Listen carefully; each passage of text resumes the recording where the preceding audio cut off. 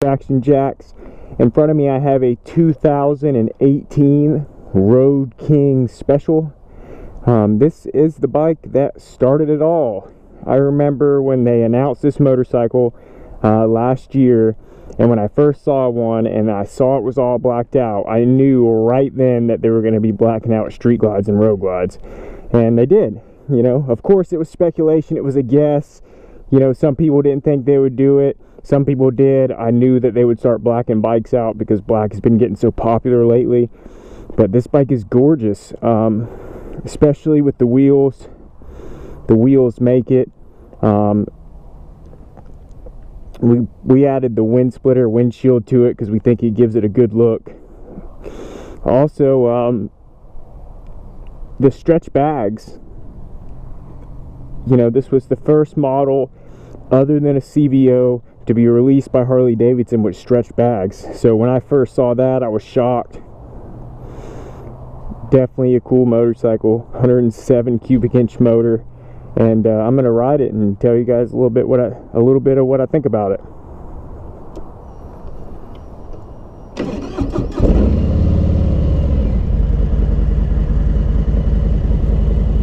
Hot day, so I'm gonna go ahead and open that up.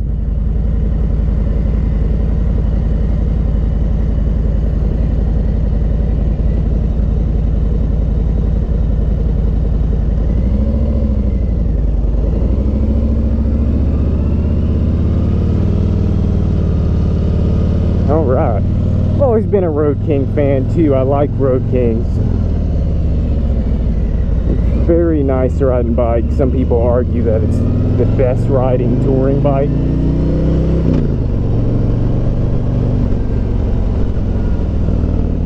And you still get the hard bags, you still get the full touring bike, but with no fairing on the front end, you know, you can still feel like you're riding a Softail or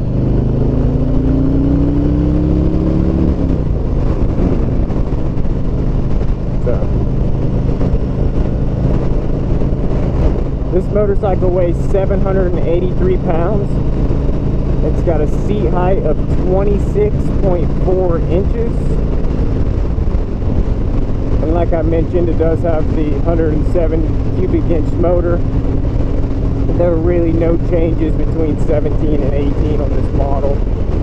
The windshield is actually really nice though. I've actually never ridden a Road King with this windshield on it, and it still gives it that Road King Special kind of tough look that I really like out of this motorcycle. And I like Road Kings because they handle really, really well. They turn well.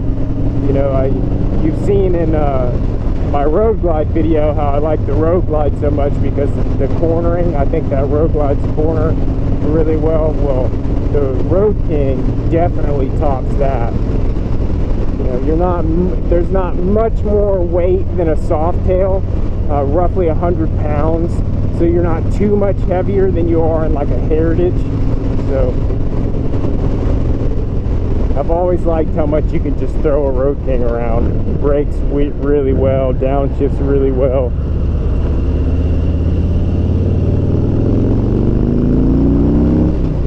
Definitely got the pickup. And on the extended bags, they put the skid plates on the end of them just in case you were to lean so far that you would get to the bags, to kind of protect your bags a little bit. So it's nice that that's something that Harley Davidson thought of and executed well. I've always felt like a Road King I've always liked the sit of a Road King. The rider's triangle of the Road King feels really well. You're in a nice upright position. The bars aren't too far away from you. They're not too close to you. And really, on the Road King, you have the option to go in any direction handlebars you want, whether or not it's a wide, crazy beach bars or, you know, 16-inch A-hangers. But the reason why I like this motorcycle so much in particular is this bike is already done. I mean, you really don't need to do much to it other than add the few accessories that you like to make it your own.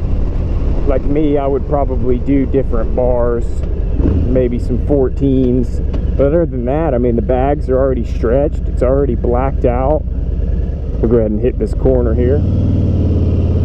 Give it a good lean. Look at that. Just, you know, you can get a Road King real low. Nice lean angle.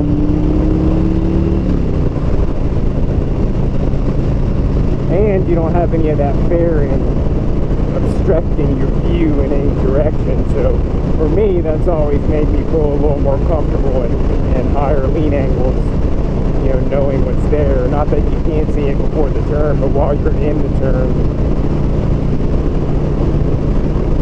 So all of your controls are in the basic spot, like on a Softail,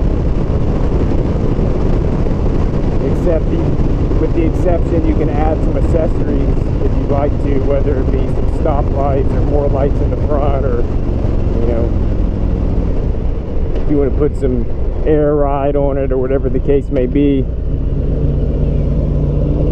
The Road King is a good platform for customization, I think.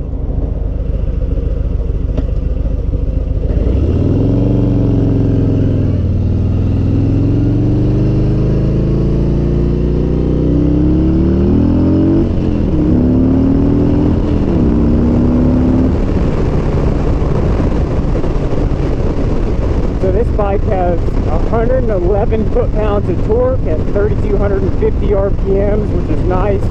Also, the cruise control is simple to operate. All you got to do is push in and then push down, and your cruise is turned on, which is nice if you'd like to rest your hands or whatever the case may be. Also, a cool little fact, unlike a car, you don't have to hit the brakes to disengage the cruise. All you got to do is roll that throttle forward and she'll disengage for you just like that. You don't want to just suddenly be hitting your brakes on the freeway or anything on a motorcycle. So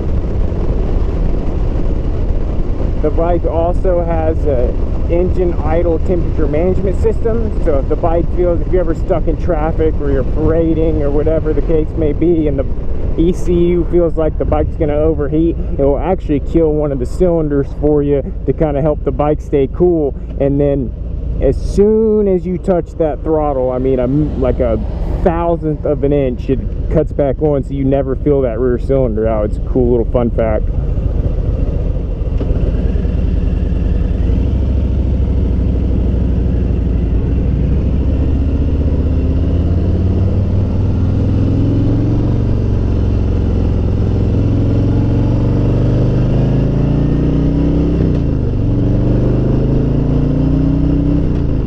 But guys, like I mentioned, the reason why I like the Road King so much is because, you know, you do get a full dresser, a full touring bike, but you could still have fun on it and still have that feel like you're on a smaller bike. And you can add a radio. Harley Davidson makes these nice speakers in the front if that's something that you feel like it's lacking. But the Road King really has the best MSRP in the touring lineup, so you can still get that nice touring bike.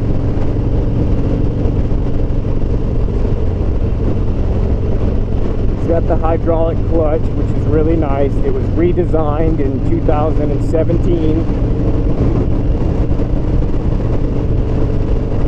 I call it the easy pull clutch because it's nice and easy to pull. It doesn't wear your hand out. It engages perfectly. The ABS works nice on this model, really well. So if you need to stop, she'll do it.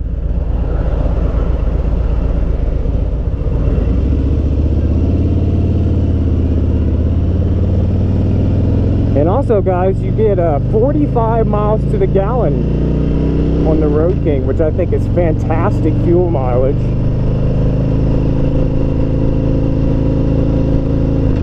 And the motorcycle is also counterbalanced, so you don't get any of that vibration in the handlebars or the seat, and it's actually a lot less prominent on the touring bikes than it is on the Softails. You do get a lot less vibration on the touring bikes. Also, they have that giant oil cooler in the front they added for 17, which helps to reduce the heat on the motorcycle. Also, we can go through the trip. You got trip A, trip B. You got your range, which is nice and handy. Your clock. Then you got your gear and RPM, which I think is nice.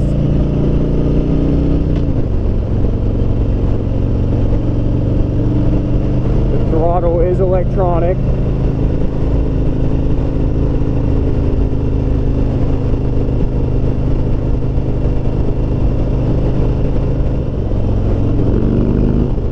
Got a good sound to it too from the factory. I know, you can always make it better with some slip-ons or even a full exhaust system. A buddy of mine actually bought the Road King Special last year, and he put a full Reinhardt system on it, and it sounds fantastic.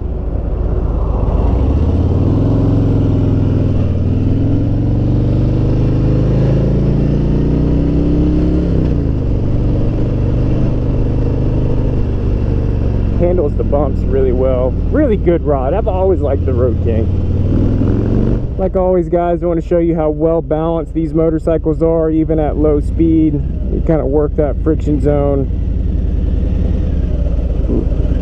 Very easy to maneuver at low speed. And I really like this windshield on this bike, so it didn't look like it would do much, but it really keeps the wind off you. Alright guys, thanks for watching.